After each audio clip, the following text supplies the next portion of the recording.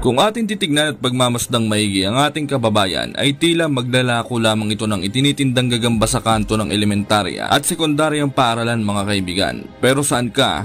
Ay may malagagambang ethics lang naman ito nagalamay pagdating sa pakikipaglaban na kapag tinamaan ka ay daig mo pa ang pinadel ng kabayo ng plancha at hinampas ng malaking kalandi uling na lutuan ng gotong Batangas, Mami at Calamares. Bagamat mukhang malungkot na masiyahin ang ating kababayan na ito mga kaibigan, ay buo ang loob nito sa pakikipagpatayan at ubusan ng lahing pakikipagbuntalan at pakikipaglaban. Handang-handa itong sumabay, dumanak man ng isang damakmak na dugo sa ibabaw ng lona at magmumog ng sariling ngipin. Lalong-lalo na kapag ibang lahing taas-taasan ng tarasa, dangal at inaapak-apakan ng lahi ng mga tunay na dugong maharlikang mandirigmang Pinoy ang mamamakito. Kagaya na lamang ng isang Australianong nagngangalang Miksho na tirador ng tigpipisong mikmik at stiko sa tindahan na binansagang pony na ang ibig sabihin ay maliliit na kabayo dahil may malatadyak daw at sipa ng kabayo ang mga atake at mga kombinasyon nito. Hindi biro ang boksingerong ito mga kaibigan dahil mukhang gabi-gabi itong tumutungga ng 4 kantos na pinigaan ng 5 pisong kalamansi at nagbabanlaw ng isang kahong pelpilsen at tanduay ice na tila pinaguhugutan ng kanyang mga kapangyarihan. Mukhang drunken master ang datingan ito Galing ito sa 3 sunod-sunod na impresibong panalo bago itapat sa ating halimaw na kababayan mga kaibigan.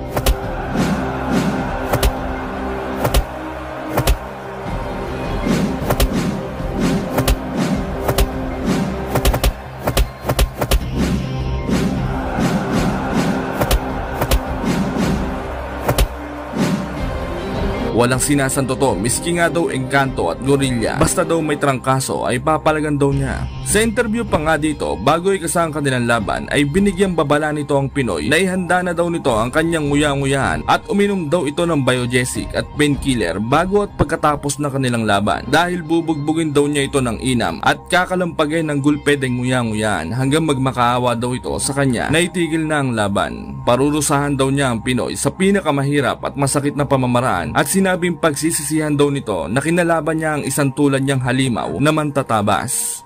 Sinimangutan naman ito ng ating mananabas na pambato mga kaibigan at sinabing huwag daw daanin sa putak at pagbubunga nga ang laban dahil hindi naman daw debate at chismisan ng laban at patunayan na lamang daw nito ang kanyang kahambugan at kayabangan sa ibabaw ng parisukat na lona. Dahil siya daw yung tipo ng maharlikang mandirigmang hindi na uso ang intro-intro, patayan at bakbakan agad pagtunog ng kampana. Tapusin! Tapusin! Tapusin! Tapusin! Tapusin! May kartada ang Pinoy na 26 na panalo, 5 lamang ang natapos via knockout, 4 na draw at 7 talo lamang. Samantalang ang Australiano naman ay may 22 panalo, 7 knockout, 1 draw at 1 talo lamang. Paglalabanan nila ang bakanting WBF Asia Pacific Lightweight title. Naikasa ang kanilang laban noong ika-25 ng Agosto taong 2006 sa timbang na 135. Ginanap ang kanilang laban sa baluarte ng Australiano sa Mansfield Tavern, Australia. Sa mismong laban, nakakapote pa talaga na walang manggas ang Australiano. Mahiya mo galing rescue sa bahay Patalon-talon pa na animoy pinasukan ng 13-man pay nang wala sa oras nang walang kaltas sa ATM. Samantalang ang Pinoy ay parang si Scorpion lang ang datingan, parang kakatapos lang mag-jacuzzi Unang round, parang kamote ang ulo ng Australiano, ang laki. Parang ang sarap gawing hasaan ng katala, bala ng lagaring bakal at katame. Samantala, nag-aangas agad ang kalabaw na Australiano. Isang suntok ng Pinoy, sinusuklian niya ng 4 na suntok. Ngunit hindi naman siya makatama sa Pinoy dahil mala riders na walang papelang motor at walang lisensya ito. Matalas ang pakiramdam sa checkpoint, hindi mahuli-huli, malabangaw. They don't get any tougher than yeah. I've done hundreds of left hand. And he's very... If Mick Shaw has taken this lightly, then he's in for a hard night. We're there with a nice 1-2. What were you worried about? The overhand right. And a nice left hook a little while ago, and that won him the fight against Matty. Seeing if he decides to stay here. Mick there. Yeah, caught him with a left hook, mate. Round 2. Bukas na bukas ang depensa ng Australiano. Labas na labas ang malapatatas na ulo Hindi masakop ng pananggang kamay. Hirap na hirap din itong makatama sa Pinoy dahil sa malagagambang galawan nito. Ipinakilala na rin ng Pinoy ang kanyang kaliwang kamay na maladiuling na plancha kapag tumama. Philippines now training under Team Bolt. Doyen doesn't take a backward step. Gets hit, no boxes. If you stand and trade, well, you're going to be in some trouble.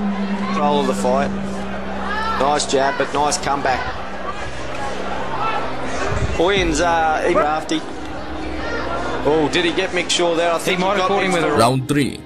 Lumalagablab na ang kisian ng dalawang fighter. Puro wild punches ang pinakakawalan ng Pinoy. At dito na rin matatamaan ng solid ang nguya-nguya ng Australiano na mahiyamoy ng pas na super kalan. Nagmukhang unggoy na nandulas ito sa poso na sa sobrang pahiya ay tumayo agad at kumain ng saging. Lagapak ang puwete oh.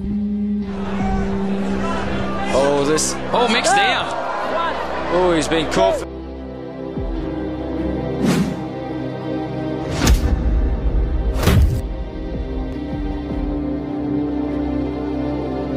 Samantala, sinubukan ng tapusin ng Pinoy ang laban. Subalit, malasayoting bagong pitas ang tigas ng mukha nitong Australiano at maswerteng nairaos ang round 3. I think Owen can sense an upset here. I think so. Oh, he's got Mick again for left hook. Get them hands up, Mick, and get... When a guy's coming at you, Chris, so wild and woolly, do you look to tight? Oh, he's trying to hit him too hard at the moment, Mick. He's got to go back to... Get back to centre now, Mick. Oh, he's dangerous fighter, Robert Owen, for anyone.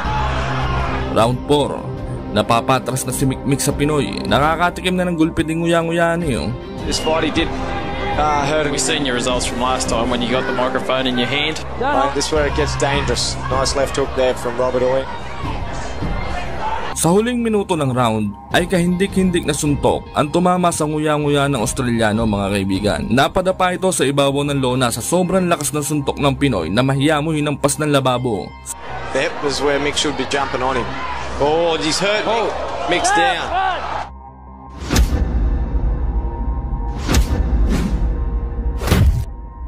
Samantala, maswerteng na save by the bell na naman ang tirador ng Mick at Choco. Nairaos na naman niya ang round 4. Round 6, hinahunting na ni Roberto ang malakamoting ulo ng Australiano na mahiyamo gusto nang gayatin at isahog sa tinola.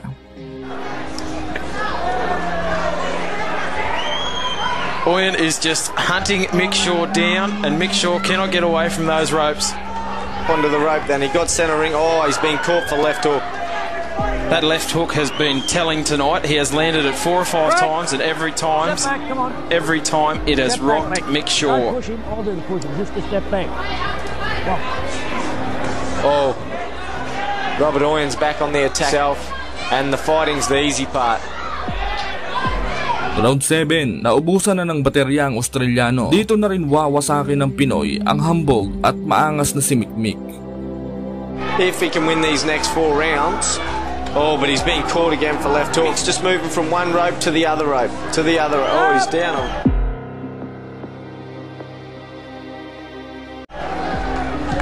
He's called that, I'm sure. Oh, he's being tagged with a huge left hook. Mick's in serious trouble again. Owen is just waiting. He's caught him in the back of the head there, I think. Robert Owen. Oh, and he's tagged Mick. Oh, Mick's down again. Big right hand. That's enough. Derek Millam has said that's enough. Glenn Azar jumps into the ring to save Mick Shaw, to make sure that he is all right.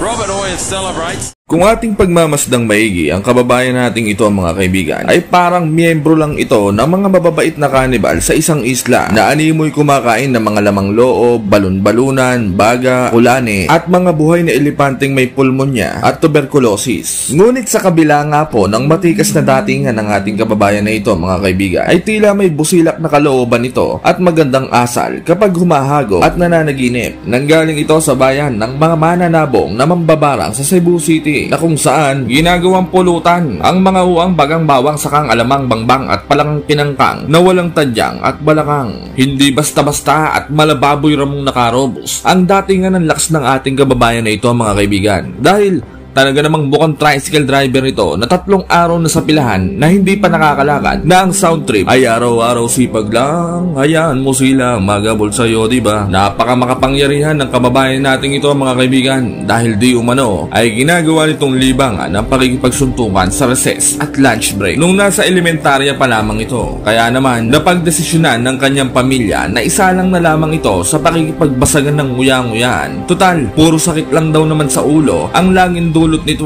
at sinabing gusto mo ng gulo ha? O sige, bibigyan ka namin ng gulo di alimpungatan. Kaya naman mga kaibigan, pagsabak nga po nito ng kanyang amateur career ay tila naging halimaw ito na hindi mapigilan at makikitang talagang sanay na sanay sa pakikipagbasagan ng bungo dahil sa naging 111 nga lamang pong naging laban nito sa kanyang amateur career ay 95 lang naman po ang kanyang mahimbing na pinatulog at di umano ay nagtala lamang daw po ito ng isang talo at hinala pa ng kanyang kampo ay kinulam at binarang pa siya ng nanay ng kanyang kalaban kaya siya natalo.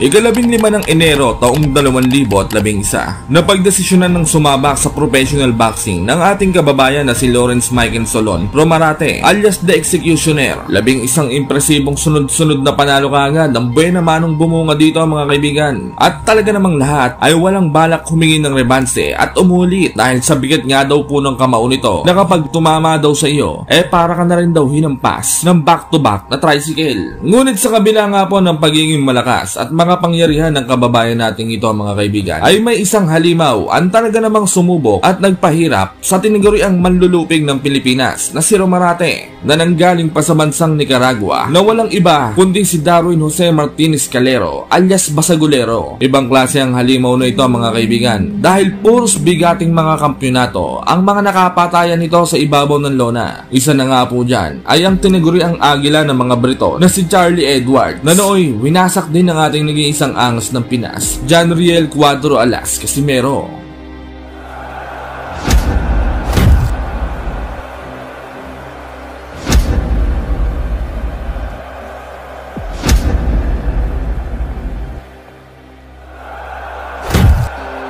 Subalit sa kabila nga po ng pagiging veterano at mga pangyarihan ng Nicaraguan fighter na ito mga kaibigan, ay inamin nito na busit daw siya sa ating bidang halimaw at kapwa nating mga Pilipino dahil di umano ay maaangas na daw ang mga boksidor nating mga Pilipino sapol nang mawala sa larangan ng ating nag-iisang pambansang kamao Manny Pacman Pacquiao mga kaibigan. Puro nga kangkang at vlog na nga lang daw po ang inaatupang ng iba nating mga boksingero. Pagdating naman daw sa laban ay nga at kulang na kulang sa mga gasolina, mahihina ang stamina. Sinabi pa nito na ayaw niya sanang lumaban sa ating kababayan dahil wala naman daw siyang mapapalat, wala namang pangalan ang kanyang babanggaing Pinoy. Masyado daw itong easy fight para sa kanya. Buti na nga lang daw po maganda ang bigayan at kahit daw magkape pa nga siya habang nakikipagsuntukan ay baka hindi pa rin daw umubra ang halimaw nating kababayan sa kanya. Dagdag pa nito ay napakaalat daw ng Pinoy at sa katulad pa niyang dekalibre at walang awa itinapat ang boksingerong katulad niya. Sinagot naman ito ng ating kababayan at sinabing kahit magsapin-sapin pa daw sila ng buong lahi niya ay hindi daw nila siya kakayanin at tuurungan. Kung yung truck nga daw binunggo siya ayun sinugod sa pinakamalayong kasa. Payout daw Ginanap ang kanilang laban sa Bolton Whites Hotel, United Kingdom. Maglalaban sila sa timbang na 126 pounds Super Bantamweight Division. May kartadang 17 panalo, 15 ay tinapos sa pamamagitan ng knockout at 3 talo lamang ang Nicaraguan fighter mga kaibigan. Samantalang ang Pinoy naman ay may 15 panalo, 11 ay tinapos sa pamamagitan ng knockout at 1 talo lamang.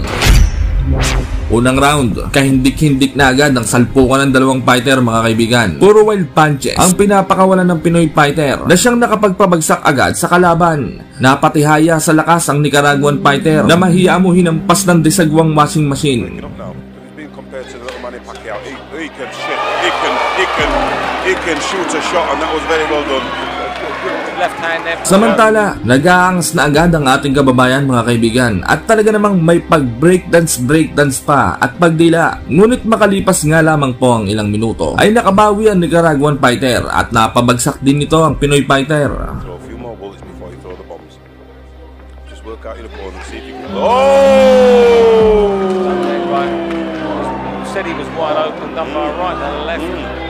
Grabe, ang tibay ng panga ng ating bida mga kaibigan. Malasangkalan. Sa iba-iba kasing fighter yon, di na makakatayo yun eh. Pero sa kanya, parang nadulas lang natambay sa poso eh. Oh. Diretso ulit lakad.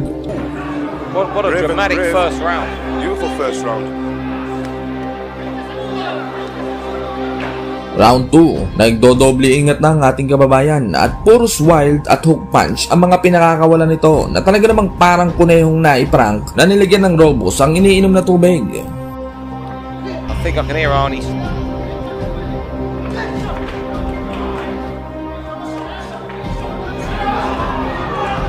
He's been a pro a long time already, but you know, his problem has been inactivity. This is only his second fight in 3 years, and they're both getting caught here again. And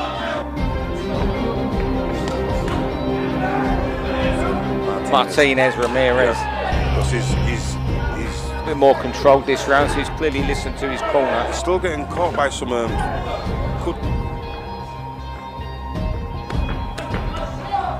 Right. Obviously, it's in the bank. But in this round, he does seem to be, you know, asserting a bit more control this round. Round 3, tila nababahag na ang buntot ng tinaguriang basugulero ng Nicaragua. Samantalang ang Pinoy naman ay sinasamantala ang pagkakataon at talaga namang rat-rat to the max. The way that they've been really going into it. A little bit after that first round knockdown, where he looked more shook up than when Martinez was dropped.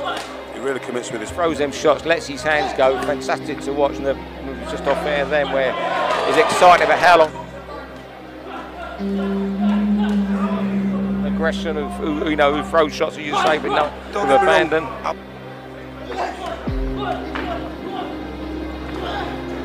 shots.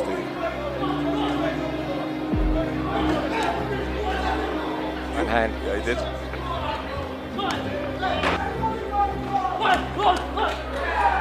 Round 4, nagtitipid na ng gasolina ang kalaban ng ating bida. Bigyan ng diesel yan. Samantalang ang ating kababayan naman mga kaibigan ay mala e-bike na may solar. Full charge na full charge. But you can still see, you know, he is easy to take. His Quite inactive. yeah, first fight and second fight in 3 years. Yeah. So who knows? And so who knows if Darwin's not saying okay? I know if you're a trainer as well. Do you think we get into the stage soon when we're? I don't mean it in a bad way. Yeah, I no, mean, but it's a fight he can win. can, Filipino Phil. yeah. No, I mean, because look at that. No, good shot again. Again, good. Oh, there's the shuffle I wanted. There. Oh, they're both playing Tell you now. what, Darwin does the better points on that. Darwin's a shut out. This is the fight. Oh, that right hook from Darwin. If you can, see gaps there where you think if Darwin had just throw. Yeah. And I think he's Darwin's gonna. got a Yeah, like you said. Sorry, Steve. Like you said, he's got.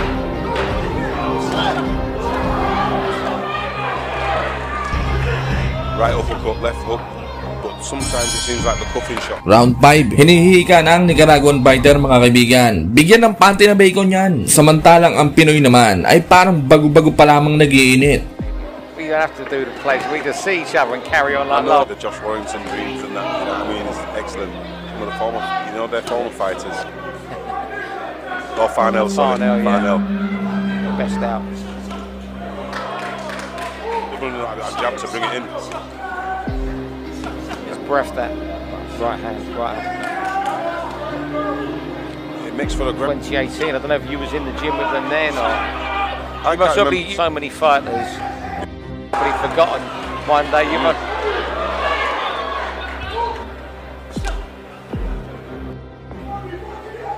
But he's strong. You can see he's strong. Round 6, tatawa-tawa na lamang ang ating bidang halimaw mga kaibigan. At tila, sigurado ng sure win sa laban. Grabe, malakas si Mero talaga sa angas eh oh.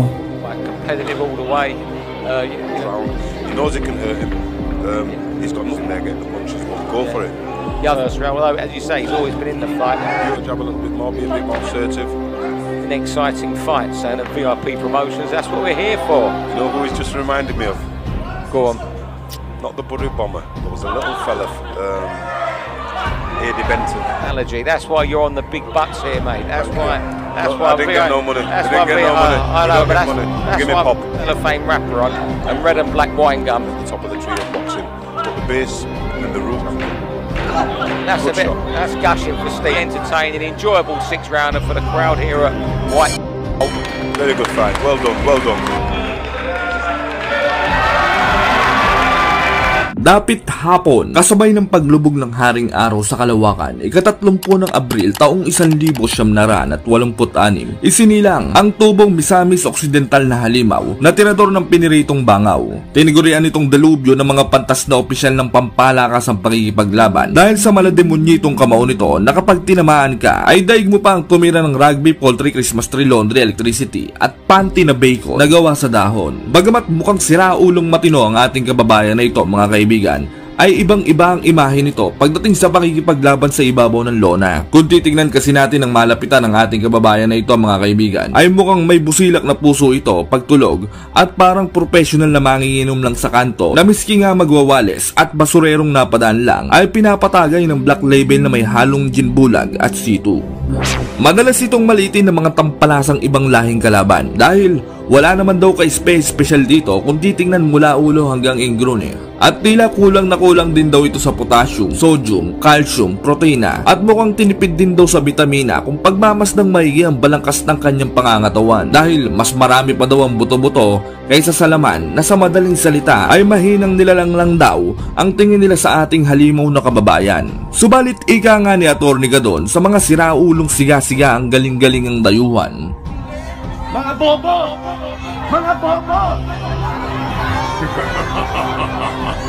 Ibang klase ang mga hirap na pinagdaanan ng kababayan nating ito, mga kaibigan. Dahil gaya rin ng ating pambansang kamao, Manny Pacman Pacquiao, ay hinubog at hinulma rin ng kahirapan ng kamao nitong ating kababayan. Kinalyo ang pisnye, baba at noon nito sa maghapong pagtatrabaho at nagkaabsang mukha. Naging janitor ito, isang dekada na mahigit ang nakakalipas. Naging helper, tagahugas at kung ano-ano pang diskarte sa buhay, maitaguyod lamang ang kanyang mahal sa buhay at ang sarili.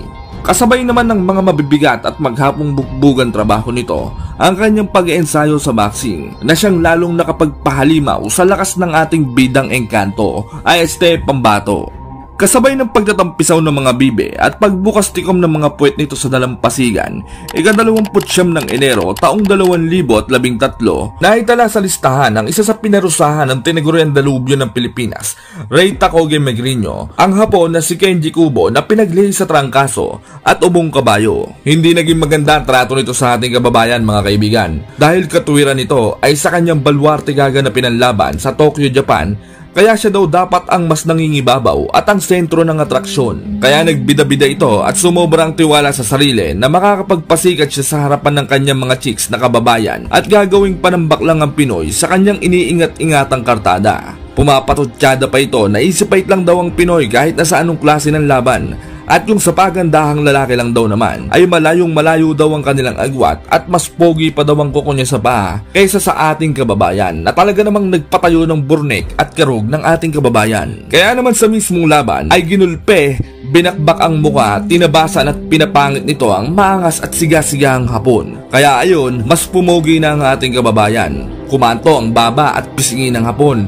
Samantalang ang ilong at tenga naman ay bumenggong patiklop at tinubuan ng kulaning may bulbonic meningitis.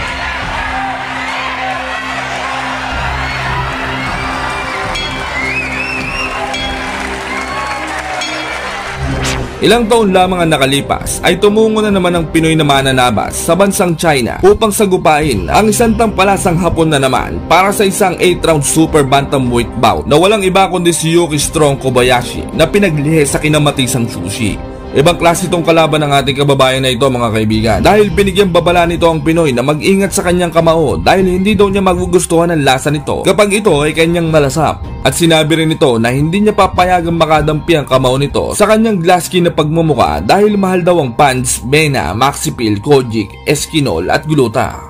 Nginisiyan lang ito ng ating kababayan at sininso dahil wala naman daw siyang naintindihan ni isa sa lahat ng mga pinagsasabi nito. Paano nga ba naman? Hapon yun eh.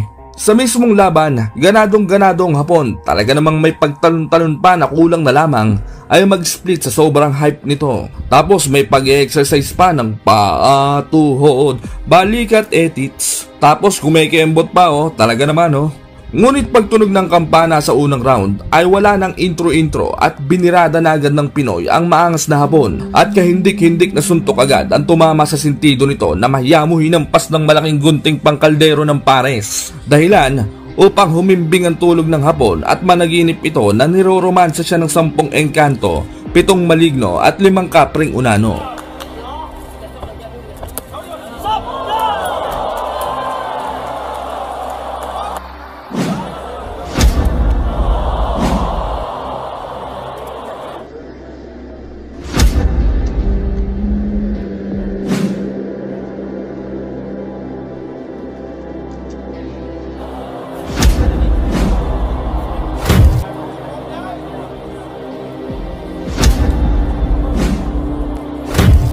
Your winner, by way of knockout, de Novillo, Rey Megriño Singwacha.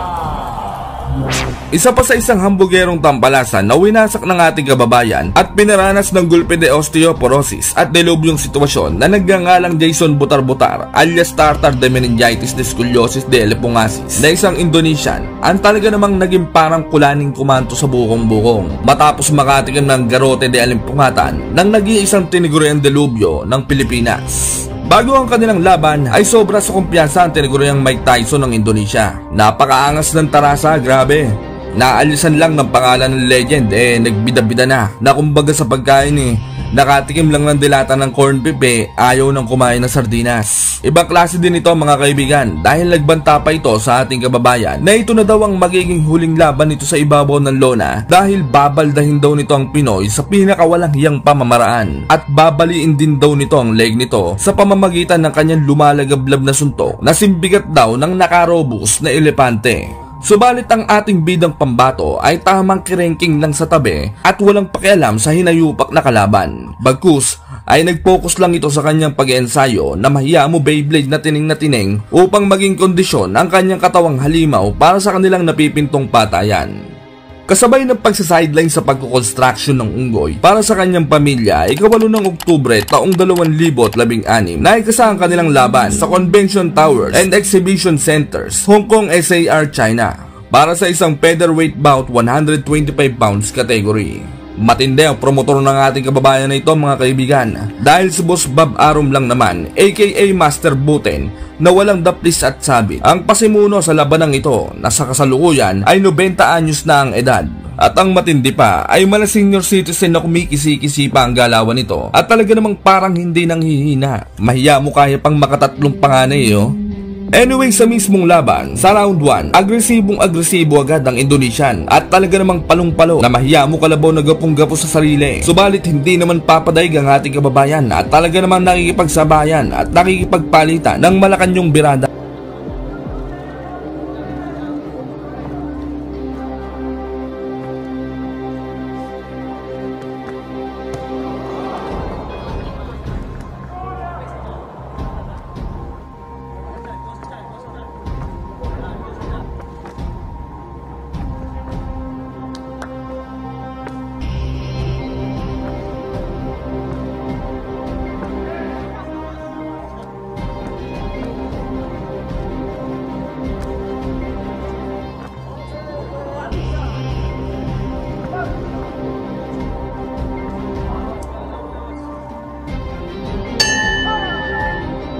Round 2, nagmamala-armalite na atake si Butar-Butar. Kinakangkang maigi ang halimaw nating pambato na hindi niya alam ay maladelata ng sardinas na bagong welding ang tiks ng nguya-nguyaan nito. Walang katalab-talab ang mga atake nito.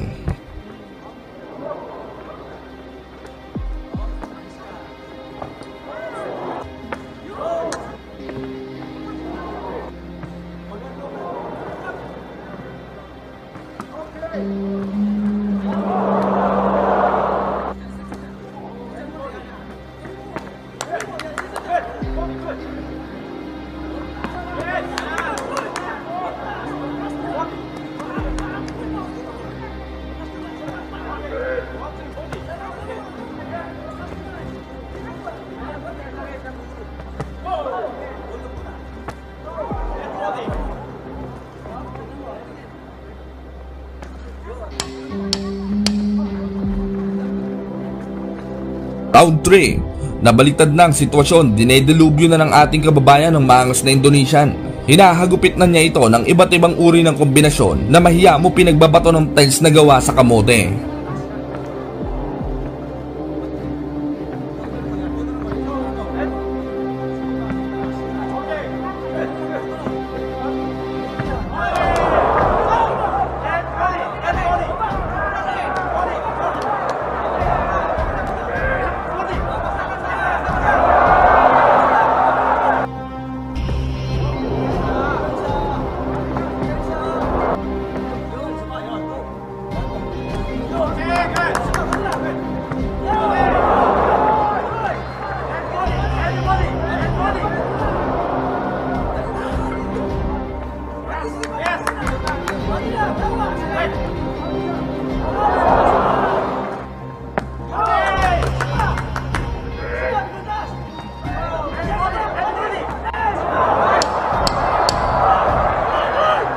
Round 5. Isang kagulagulantang na dilubyong suntok ang tumama sa nguya-nguyaan ni Butar-Butar na talaga namang nagpaalog sa kaluluwa nito na mahiya mo hinampas ng poso.